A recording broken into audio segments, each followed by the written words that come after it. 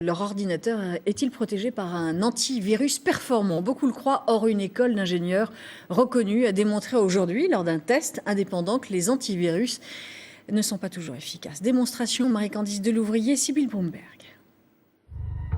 Derrière leurs écrans, on les surnomme les attaquants. Ils sont ingénieurs, étudiants ou consultants en informatique.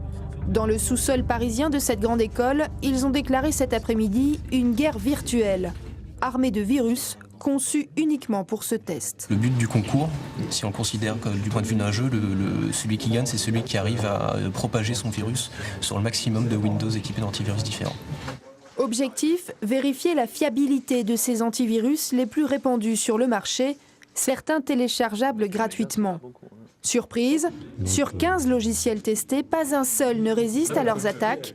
Ici, un virus a rendu l'ordinateur complètement inutilisable en moins d'une minute. Voilà. La plupart des gens vivent dans un sentiment de fausse sécurité, absolument.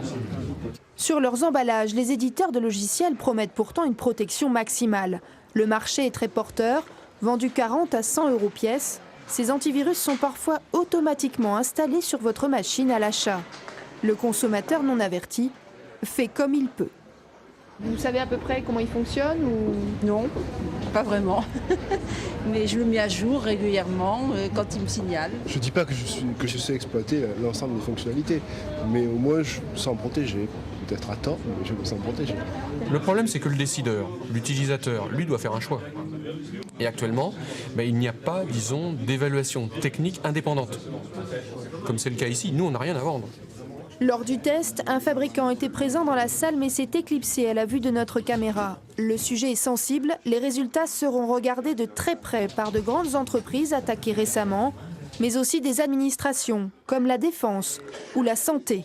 Plusieurs cliniques ont récemment fait l'objet d'attaques en France, une preuve de plus que la cybercriminalité a de beaux jours devant elle.